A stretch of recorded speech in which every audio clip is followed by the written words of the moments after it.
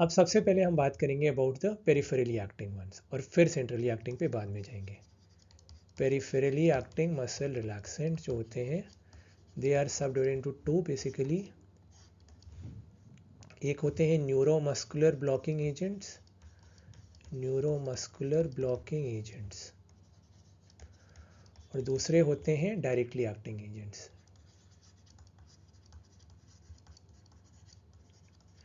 Directly acting agents, इसको तो पहले हटाओ परे। Directly, D for directly acting, D for dantrolene, dantrolene sodium और क्विनीन।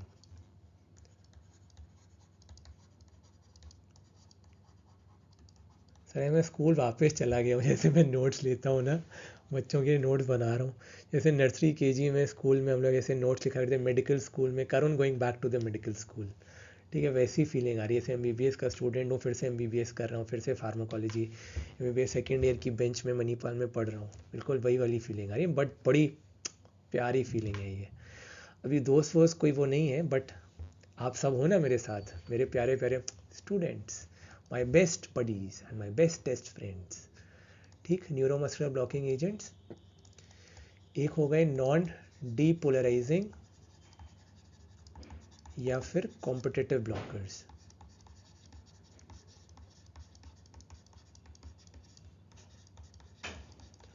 और दूसरे हो गए डीपोलराइजिंग ब्लॉकर्स।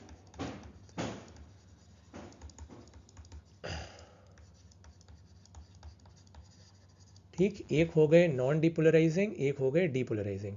सो अब हम लोग न्यूरोमस्कुलर ब्लॉकिंग एजेंट्स के बारे में ही बात करेंगे। ठीक है, स्पेसिफिकली पहले मैं बात करूंगा आप लोगों से नॉन डीपोलराइजिंग के बारे में, उसके बाद मैं बात करूंगा अबाउट द डीपोलराइजिंग वंस। ठीक है, सो सबसे पहले नॉन डीपोलराइजिंग ब्लॉकर्स में लॉन्ग एक्टिंग, इंटरमीडिएट एक्टिंग और शॉर्ट एक्टिंग।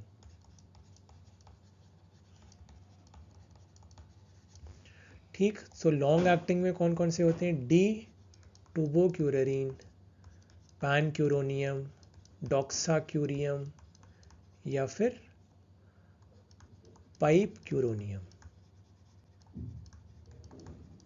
ठीक, इंटरमीडिएट एक्टिंग में वेक्यूरोनियम, atracurium,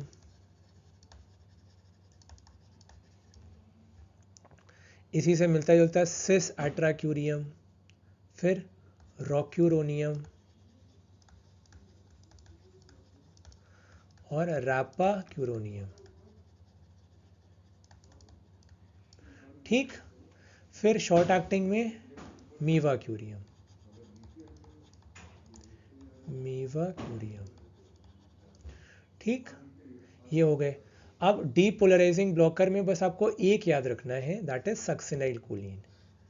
depolarising blockers only one you have to remember, इसका नाम है सक्सिनाइल कोलिन।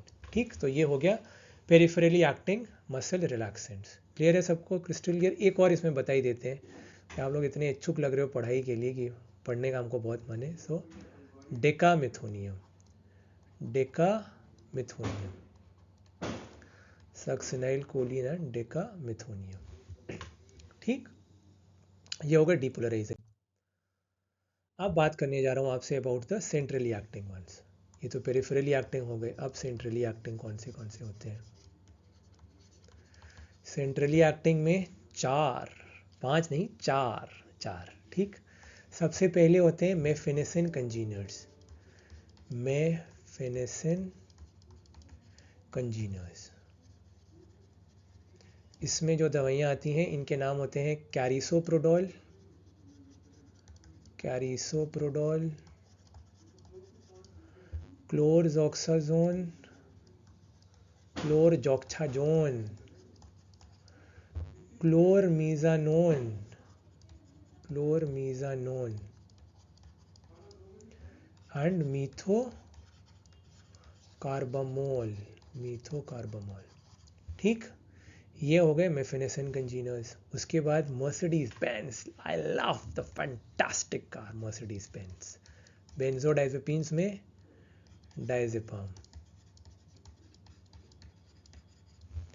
फिर उसके बाद GABA mimetic, gamma amino butyric acid जो कि इनहिबिटरी न्यूरोट्रांसमीटर है, उसकी तरह जो दवाइयाँ काम करती हैं दो, एक हो गई बैक्लोफेन, दूसरी हो गई थायोकोल्चिकोसाइड।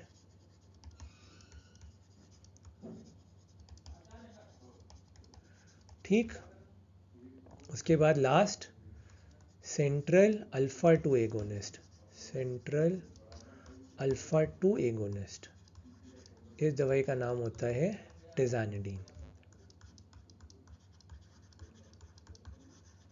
ठीक, so this finishes peripheral and central muscle relaxants classification.